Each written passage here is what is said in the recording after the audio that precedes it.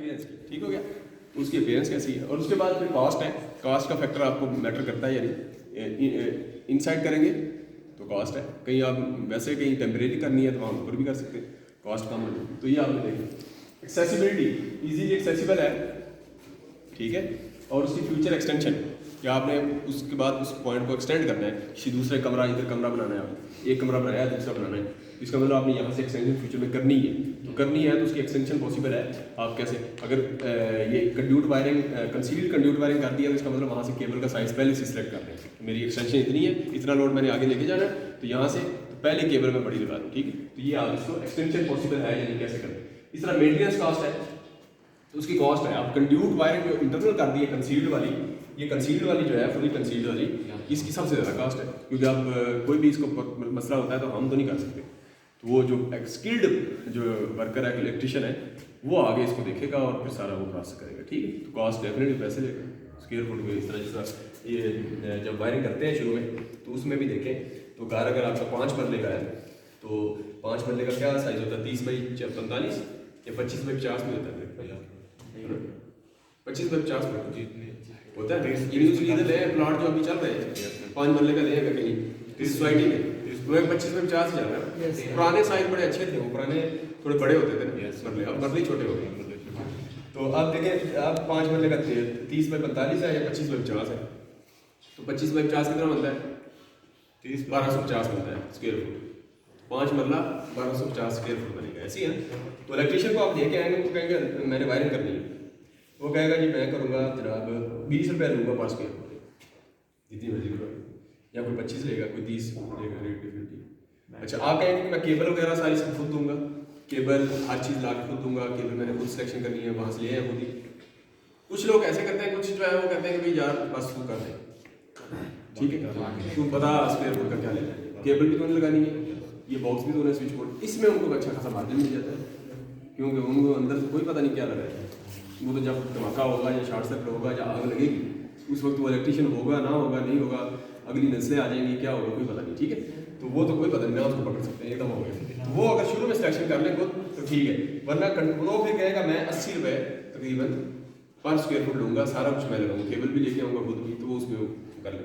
यहाँ आप कहेंगे मैं केबल हर चीज़ लाऊंगा, तो 20 रुपये पर स्क्वायर फुट है, तो आप निकाल लें इसके। तो ये देखें 30 बाई 45 का घर है तो 1350 स्क्वायर फुट हुआ, या 1250 स्क्वायर फुट अभी 5 महीने चल रहा है, तो ये इसको मल्टीप्लाई करें पर स्क्वायर फुट जो उसका रेट है, तो 27,000 है, ये 2700 किधर बन गया, 27,000 बनेगा, मल्टीप्लाई करें ना इसको, तो 20 को इससे मल्टीप्लाई करें तो ये 27,000 रुपया आपका उससे कॉन्ट्रैक्ट हो गया, ठीक है। तो 27,000 आप उनको देंगे और पर स्क्वायर फुट के हिसाब से एक पोर्शन करना है, 2 करने हैं, उस हिसाब से वो चेंज कर देगा, ठीक है। ये इस तरीके से आप वायरिंग करते हैं। बात कहाँ से चली थी वाला, हाँ फैक्टर से चल रहे हैं। तो अब एक्सेसिबिलिटी होगी, उसके बाद मेंटेनेंस कॉस्ट होगी, उसके बाद मैकेनिकल सेफ्टी होगी, ठीक है। तो मैकेनिकल सेफ्टी में क्या है कि आप डैमेज हो जाए तो इंटरनल है वायरिंग, तो कोई भी वायर से कोई डैमेज मैकेनिकल हमें कोई नहीं है, जब तक कि ड्रिल ना करें या कोई इंटरनल छेड़े नहीं, तो अंदर वो बिल्कुल सेफ है वायरिंग, ठीक है। तो मैकेनिकल वाले से भी आपने देखना है कि कहाँ लगा रहे हैं, कितनी उसकी वो चाहिए आपको। इसी तरह जितना मिसाल तौर पर ऑफिस में लगाते हैं, फॉर एग्जाम्पल यहाँ तो हम लूप लगा देते हैं ना, घर के अंदर ज़्यादातर हमारा लूपिंग चलती है, किधर है ये लूपिंग चलती है, लूप लगा लेते हैं एक से दूसरा पॉइंट तीसरा चौथा। लेकिन ऑफिस में नॉर्मली हम ये करते हैं, ऑफिस में तो ऑफिस में हम ये रिस्क नहीं लेते, ऑफिस में लाइट तक अलहदा से, दूसरा हर पॉइंट जो है हमारा अलहदा से जाता है, वहाँ लूपिंग नहीं करते, ठीक है। जस्ट सेफ्टी के लिए कि हर पॉइंट जो है वो डायरेक्टली कनेक्ट हो, और जो है मेन जो हमारा स्विच बोर्ड है, जहाँ जहाँ मेन पॉइंट लगे हुए हैं उधर से हम डायरेक्ट सप्लाई लेते हैं, उस पॉइंट से आगे इस तरह नहीं लेके जाते, ठीक है। तो ये हम वहाँ करते हैं ऑफिस में, क्योंकि वहाँ सेफ्टी के वाले से या उसमें कॉस्ट का मसला नहीं होता, इंडस्ट्री है पूरी, उनको क्या लगे कॉस्ट से, ठीक है। तो इतना वो जनरेट कर रही है रेवेन्यू, तो उनको अच्छी चाहिए चीज़, तो वहाँ जो है वो वहाँ GI पाइप भी यूज़ होते हैं, साथ में ये देखें तो वहाँ GI पाइप भी यूज़ कर लेंगे, PVC की जरूरत है। तो यहाँ आग तो और बची होगी, आग से जो है ना ये थोड़ा डेंजरस, इस तरीके से आप जो है वो कर लेंगे, ठीक। ये तो हो गए हमारे वो कुछ पॉइंट्स। अच्छा, अब हम जो है वो जो हमारा पावर बोर्ड था, स्विच बोर्ड तो आपने थोड़ा सा देख ही लिया, उसकी रिहर्सल भी किया, उसके अंदर कुछ भी नहीं है, स्विच है, लाइव वायर उसके अंदर से गुजर रही है, अगर उसमें सॉकेट ना हो तो सिर्फ लाइव है, न्यूट्रल नहीं जाता। अच्छा, एक चीज़ गलती हम और भी करते हैं, स्विच बोर्ड के अंदर जो है हमारा एक होता है जनाब ये फ्यूज़ है असल में, ये क्या है, ये फ्यूज है। तो हमारी ये प्रैक्टिस नहीं है, तो एक फ्यूज तो यहाँ हो गया जो कि यूटिलिटी कंपनी वाले लगाएंगे, लेकिन डबल सेफ्टी के लिए हमें यहाँ फ्यूज भी लगाते हैं। अब देखें यहाँ ये स्विच बोर्ड अगर इसमें कोई प्रॉब्लम है तो यहाँ से फ्यूज जल जाए, यहाँ चेंज कर लेंगे, डोर पे का इधर का, बजाय इसके कि यहाँ से स्विच बोर्ड से ये ब्रेकर एक सिंगल सेफ्टी है। अगर ब्रेकर ही काम नहीं कर रहा कुछ जगह, कई दफ़ा तो ऐसा हुआ है कि यहाँ हमारे वो ब्रेकर ही जाम हो गए, यानी उसको पेंट कर दिया। कई दफ़ा ऐसा होता है ना, ब्रेकर लगे हुए हैं, उस पर पेंट किया, ब्रेकर ही जैम हो गए। अब पहले तो उसको खोलोगे तो चलता भी है कि नहीं, ठीक। तो यहाँ पे ये अपग्रेड ही नहीं होते, 2 नंबर होते हैं। 2 नंबर कंपनी का यही फायदा होता है, उसका यह है कि अपग्रेड नहीं होगा टाइम पे, तो नुकसान कर देगा, ठीक है। तो सस्ता शुरू में सस्ता मिल जाता है, ठीक। तो ये आपने ब्रेकर के हवाले से, तो इसके शुरू में ना हर स्विच बोर्ड में फ्यूज़ की प्रैक्टिस नहीं है, तो हर स्विच बोर्ड में भी एक फ्यूज़ होता है, ठीक है। तो हर स्विच बोर्ड में जब शुरू करें तो जब मेन सप्लाई आ रही होती है, जिस तरह ये ब्रेकर से सप्लाई आ रही है, तो ये सबसे पहले एक शुरू में एक साइड पे फ्यूज़ लगा, उससे गुजर के ये बाकी हो जाएगा। तो ये आपने ये प्रैक्टिस भी करनी है, फ्यूज़ लगाना है, कितने एम्पेयर है उससे पता चल जाएगा। अच्छा, अब उसके बाद देखें तो फ्यूज़ के बाद ये देखें बाकी सप्लाई यहाँ नहीं शो हो रहा था, इसलिए आपने एक लहरा कमरा बना के ये, इसके बाद इसको सर्विस मेन भी कहते हैं, जो मेन इलेक्ट्रिक पोल से एनर्जी मीटर में सप्लाई आ रही थी ना, इसको सर्विस मेन भी कहते हैं। इसको सर्विस मेन इधर लिखा होगा ना, तो इसका नाम क्या है जनाब, सर्विस मेन, ठीक है, किधर लिखा है, तो इसको सर्विस मेन कहते हैं नाम इसका, ठीक है, इधर कहीं लिखा होगा। अच्छा, उसके बाद आपने एनर्जी मीटर से एमसीबी में आई, एमसीबी के बाद जो एक स्विच बोर्ड में जा रही है, न्यूट्रल तो आपकी इसी तरह डिवाइड कर दिया आपने, क्योंकि यहाँ कोई था ही नहीं, एक ही कमरा था, इसमें डायरेक्ट न्यूट्रल हमने दे दिए फैंस को, और इधर न्यूट्रल आप देखें, ये न्यूट्रल इधर क्यों दी, हाँ ये क्या थी बड़ा असल में, ये क्या होगी, इधर न्यूट्रल क्यों आई है, हालांकि लाइव थी, न्यूट्रल इन 2 पॉइंट्स पे आई है। क्या था फिर, ये भी 2 पिन सॉकेट है, यहाँ चार्ज मोबाइल चार्ज करना है, या कुछ जगह पे जहाँ ये आएगी वहाँ न्यूट्रल लाजमी आएगी। यहाँ भी आप देखें ये जो आपका ये क्या नाम है, फ्यूज़ है, फ्यूज़ के बाद ये देखें तो इसके अंदर न्यूट्रल आई है। न्यूट्रल का मतलब ये हुआ, ये फिर फ्यूज़ नहीं बनाया इन्होंने, ऐसी है ना, फ्यूज़ होना चाहिए, मैंने बता दिया फ्यूज़ शुरू में आपने लगाना है, और ये फ्यूज़ नहीं, ये स्विच ही बनाया हुआ है इन्होंने, ऐसी है। इसके बाद ये देखिए ये सॉकेट है, अगर ये न्यूट्रल भी आ रही है तो इसका मतलब ये सॉकेट है, और इस वक्त ये सॉकेट जो है सिर्फ इस पॉइंट से, अगर ये फ्यूज़ है तो ये सबको कनेक्ट है, और इस सॉकेट का स्विच भी बनाना था, स्विच नहीं बनाया, इसका मतलब डायरेक्ट सॉकेट है, डायरेक्ट ऐसे नहीं है, ऐसे ही इसके साथ स्विच होना चाहिए, जिस तरह वो डिमर और फैन का लगाया ना, इस तरह एक स्विच के साथ ये सॉकेट लगी होती है, ठीक है। तो इस तरह ये फ्यूज़ है, अगर तो फ्यूज़ के बाद ये देखिए सबको जा रही है, ये फ्यूज़ ही था, और लेकिन इसके साथ ये जो सॉकेट है, सॉकेट के साथ एक स्विच भी होना चाहिए था, वो नहीं, वो इधर एक हमने एक्स्ट्रा बनाया था, वो मिस हो गया, ठीक है। तो ये स्विच कंट्रोल, वरना ये सॉकेट इस वक्त डायरेक्ट चल रही है। अच्छा, इसके बाद ये देखिए ये वाला बल्ब जो है आपका इसके साथ है, ये जो फैन है इसका डिमर है, और डिमर के साथ स्विच है, ये बना हुआ, ये भी पूरा ठीक है। इस सॉकेट के साथ सर ये स्विच बनाया, इस सॉकेट के साथ बना, वो नहीं बना हुआ, तो ये सॉकेट के साथ देखें तो ये लाइव आ रही है, लाइव इसके सॉकेट में गई, और न्यूट्रल भी यहाँ से आ गई, ठीक। ये काम इधर होना था, इधर एक स्विच मिस है, तो ये इस तरीके से आपका ये हो जाएगा, ठीक है। और इसको हम कहेंगे, ये जो इलेक्ट्रिक पोल से यहाँ आ रही होती है, इसको सर्विस मेन या सर्विस केबल भी कहते हैं, सर्विस केबल, या इसको सर्विस मेन भी कहते हैं, सर्विस मेन्स, ये इसके दोनों नाम है, ठीक। तो ये इस तरीके से हम इसको वो कर लेते हैं। ये तो हो गया हमारा ये। अब हमने ये जो बता रहा हूँ आपको, मैं ये पूरा जो बॉक्स था हमारा, जिसको कहते हैं डिस्ट्रीब्यूशन बॉक्स, या इसका दूसरा नाम फाइनल डिस्ट्रीब्यूशन बॉक्स भी कह देते हैं, इसको FDB भी कह देते हैं, जो आखिर में आखिरी जो डिस्ट्रीब्यूशन बॉक्स होता है, जहाँ से हम सप्लाई लेना चाहते हैं पूरे कमरे की या घर की, तो वो उसको फाइनल डिस्ट्रीब्यूशन बॉक्स भी कहते हैं, या कंज्यूमर यूनिट भी कह देते हैं। और फिर इसके बाद एक मेन डिस्ट्रीब्यूशन बोर्ड है, उसके बाद सब डिस्ट्रीब्यूशन बोर्ड भी कहते हैं, सब डिस्ट्रीब्यूशन बोर्ड 1 2 3 इस तरह कर देते हैं, ठीक। ये जो मेन डिस्ट्रीब्यूशन बोर्ड है, इसके अंदर जो चीज़ें होती हैं वो देख लें कि आपको बता दिए कि अर्थ लीकेज सर्किट ब्रेकर, जो कि वोल्टेज को सेंस करता था, पुराना यूज होता था, वोल्ट न्यू है रेजिडुअल करंट डिवाइस है, या रेजिडुअल करंट सर्किट ब्रेकर है, या रेजिडुअल करंट ब्रेकर है, ठीक है। तो ये तीनों नाम एक ही है, ठीक है। तो ये नॉर्मली यूज होता है, जो कि मैंने आपको इधर बता दिया, ये इसके अंदर ही बॉक्स के अंदर ही लगा होता है, जो कि हम डिस्ट्रीब्यूशन बॉक्स की बात कर रहे हैं, ठीक। अच्छा, उसके बाद MCB भी लगा हुआ है इसके अंदर ही डेफिनेटली। उसके बाद MCB जो है आपका, इस RCD से पहले जो MCB है वो भी हमारा इसका पार्ट है। अगर बड़े होंगे सिस्टम तो उसमें ये MCCB, बड़े एम्पेयर के MCCB, ये वोल्टेज के सर्किट ब्रेकर्स को कहते हैं। तो आप देखें जो बड़े हैं आपके जो सिस्टम बड़े होंगे, उसमें ये वाली चीज़ होगी। इधर मैंने एक चीज़ इस हवाले से लिखी हुई थी, तो वो चलिए मैं आपको बताता हूँ। अच्छा, इसके बाद देखें MCB है, उसके बाद देखें बस बार है, ठीक है। तो आपको बता दिया MCB, और उसके बाद आपका बस बार। तो बस बार जो है, जिस तरह ये सप्लाई हमने लाइव जो है डायरेक्ट इधर आ रही है, तो जिस तरह ये न्यूट्रल का एक लहरा से बनाया, तो यहाँ अगर 3 फेज भी हो सकती है, 3 फेज हो उनके 3 बार्स बना देते हैं इधर, तो हर एक बार के साथ जिस तरह ये लगाई है उसमें बस बार के साथ एक से टाइट कर देंगे और डिफरेंट पॉइंट से हम लाइव बाकी पॉइंट्स पे लेते जाएंगे। तो बस बार एक बनाई होती है हमने जिससे सारे पॉइंट्स जो है वो लिंक होते हैं, तो बस बार। इसी तरह न्यूट्रल लिंक है जो कि हम आपको नजर आ रहा है, न्यूट्रल लिंक ठीक हो गया।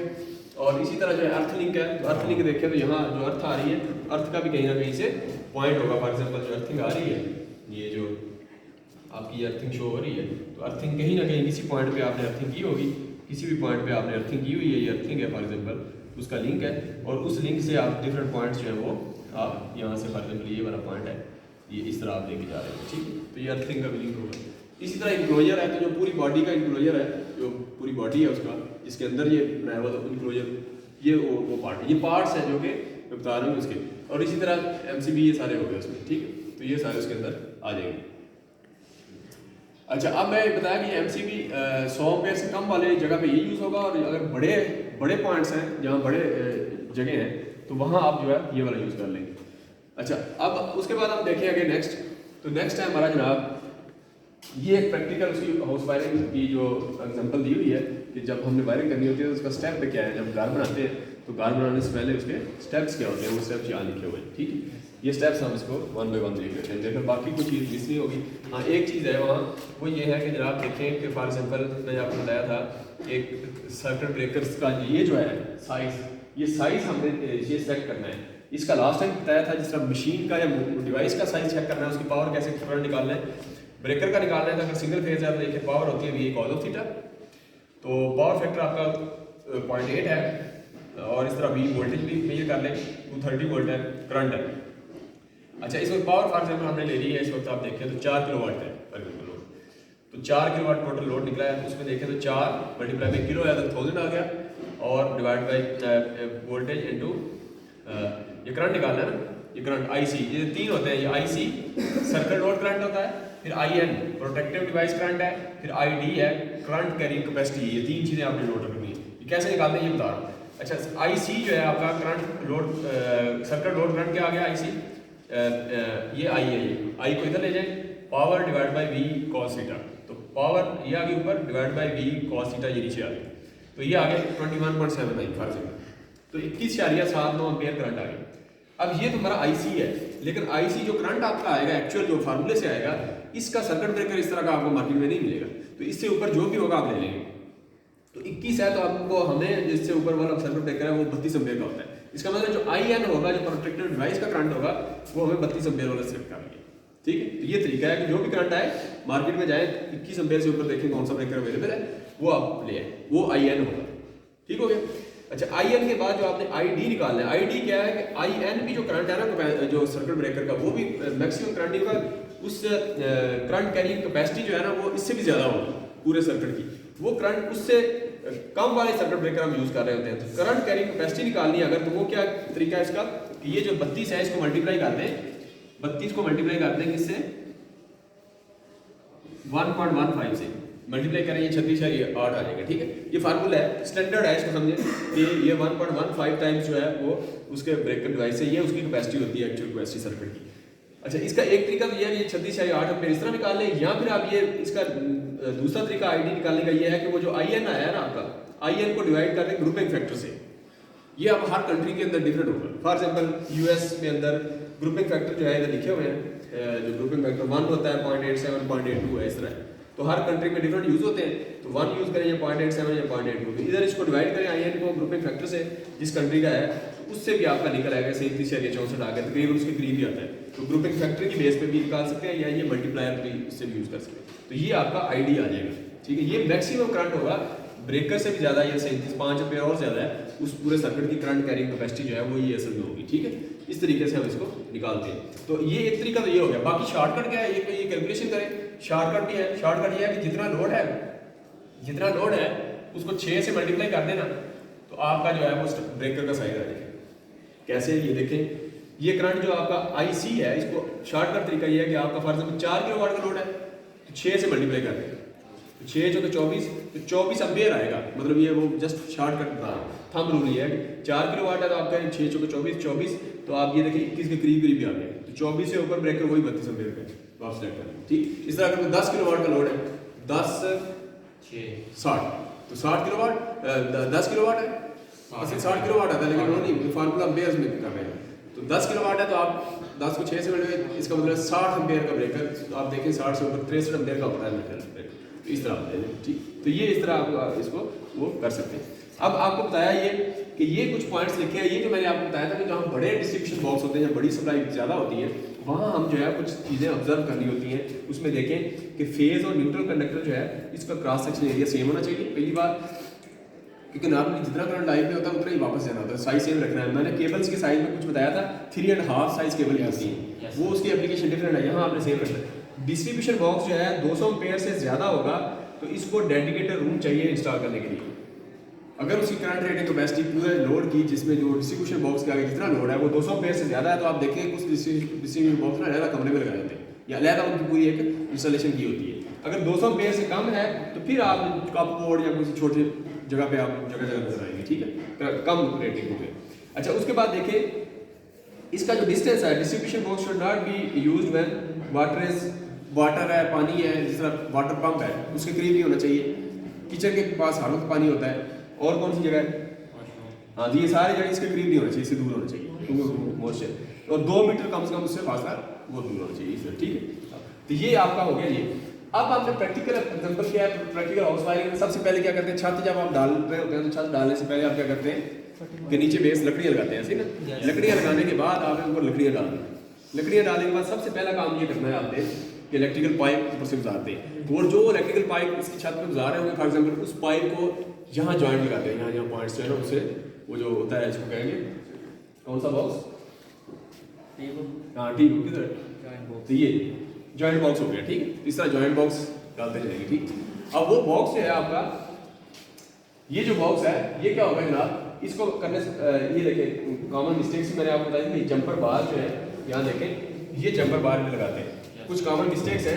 ये जंपर बार आपने कोशिश करनी है कि ये लगी हो, ये इस तरह। दूसरा ये होता है कि आपका एवरी टर्मिनल, कुछ टर्मिनल लूज रह जाते हैं, तो आपने जब सारी वायरिंग कर लें तो उसके बाद आखिर में खींच के या जिस तरह देखें कि कोई लूज तो नहीं है, कहीं भी कोई शक तो नहीं है लूज हो। इसी तरह फ्यूजेज है, हम फ्यूजेज की प्रैक्टिस नहीं करते कि स्विच बोर्ड के साथ फ्यूजेज नहीं लगाते, इस तरह ये लगाया हुआ है। और इसी तरह आप main fuse board utility company वाले नहीं लगाते, तो ये फ्यूज की प्रैक्टिस भी नहीं है। और जो है डीसी पॉजिटिव नेगेटिव, डीसी लगाई है जिस तरह बैटरी की है तो पॉजिटिव नेगेटिव को चेंज नहीं कर देना बड़ी एहतियात से, तो ये इससे सारा सिस्टम उल्ट हो जाएगा। इसी तरह ना डीसी से मुझे याद आया कि ये एक ये नहीं होता इंस्टेंट गीजर, नहीं होता इंस्टेंट गीजर, किसने लगाया हुआ है इंस्टेंट गीजर घर में, जो ऑन करेंगे पानी तो फौरन ऑन होता है, पानी गर्म किया और उसके बाद ऑफ, 8 लीटर या इस तरह गैस पे चलता है। उसमें भी ये है ना कि वो गैस, एक पाइप में गैस आती है और दूसरे में पानी आता है, उसको उल्टा कर दिया किसी ने, गैस वाले की जगह पाइप लगा दिया और पाइप वो उसको धमाका हुआ, उसके बाद वो उसने लगाया ही नहीं, एक तरीका था मैं लगाना ही, हालांकि गलती तो ये है वो चेंज करके लगा, तो ये होता है।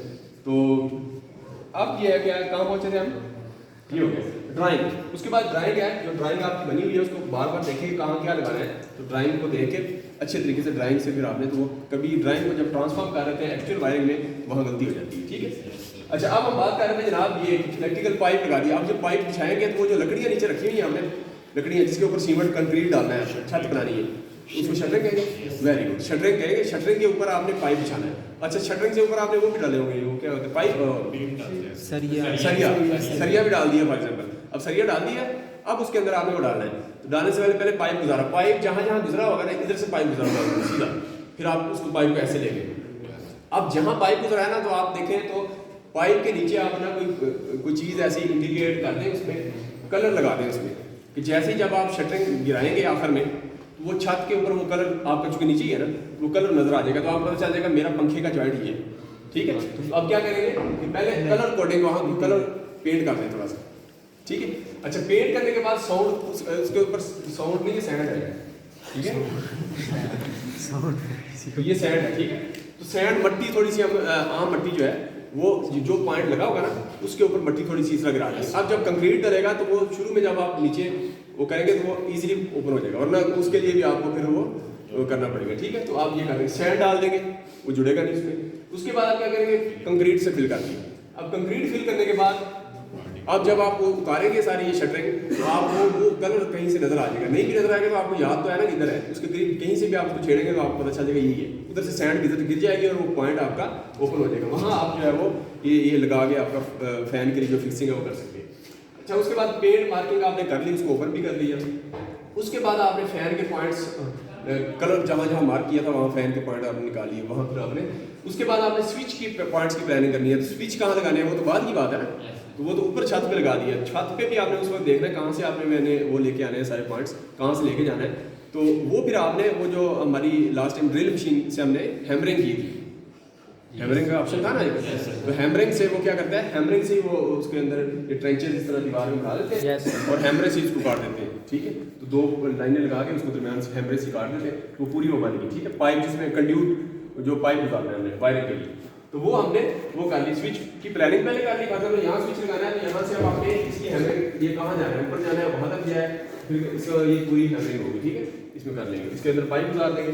उसके बाद अगला काम क्या करेंगे, उसके बाद ये स्प्रिंग वायर है। ठीक है, वो जो वायर अंदर गुजारते हैं तो केबल को खींचने के लिए, केबल एक पॉइंट से दूसरे पॉइंट पे जानी है तो पहले वो स्प्रिंग वायर होती है जो एक डालते हैं अंदर, डालने के बाद एक पॉइंट से दूसरे पॉइंट पे और केबल डालनी, एक बंदा केबल डालता जाए और दूसरा इधर से खींचता जाए, इस पॉइंट से इधर से वायर निकल आएगी। अब डालते हुए भी ये गलती करते हैं कि वहाँ से जब हम इधर से खींचते हैं तो वो केबल वहाँ से उसकी इंसुलेशन डैमेज होने का खतरा है, तो इसलिए वहाँ से एक बंदा उसको इंसर्ट करे खुद और दूसरे से निकाले। तो ये भी एक गलती होती है जिससे केबल डैमेज हो जाती है शुरू में इंसुलेशन, तो वो कहीं अंदर ही रह जाती है, तो वो बाद में वो अच्छी केबल लगाने के बावजूद भी वो यहाँ कभी ना कभी मसला हो जाता है। उसके बाद आप इसको इलेक्ट्रिकल वायर को पुल कर लेंगे इस स्प्रिंग वायर से।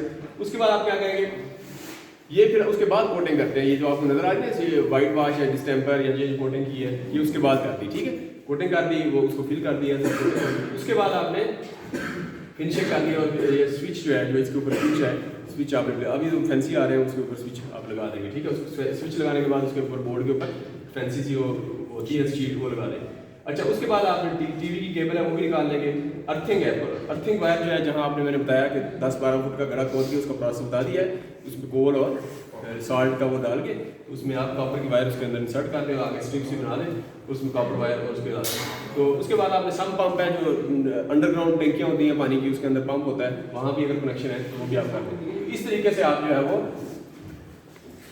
तो किस पॉइंट के लिए कौन सी वायर यूज़ करनी है वो हम पहले यूज़ कर चुके हैं। केबल का साइज़ के स्विच बोर्ड से फैन का कौन सा साइज़ है, स्विच बोर्ड से 1 mm है, जिस तरह 1.5 mm स्विच बोर्ड से पीछे है, तो इस तरह हमने पावर सॉकेट है 1.5 या 2.5 उसका लिखा हुआ है पावर सॉकेट का 2.5 mm स्क्वायर की, तो इस तरह हम डिफरेंट साइज की केबल यूज़ करते हैं। ठीक है, तो ये हमारा आज का सेशन एंड हो गया। तो कुछ बोर्ड्स हम देख लेते हैं वहाँ, तो उसके बाद आप चलेंगे। ठीक नज़र आ रहे हैं, ये कितना 63 एम्पेयर का ये। ठीक है, तो 3 पॉइंट है, ये 3 फेज सप्लाई है। ठीक है, 3 फेज के बाद ये देखें ये आपका ये हर फेज को अलग लगाया हुआ है। ठीक है, ये एक फेज है, ये दूसरा है,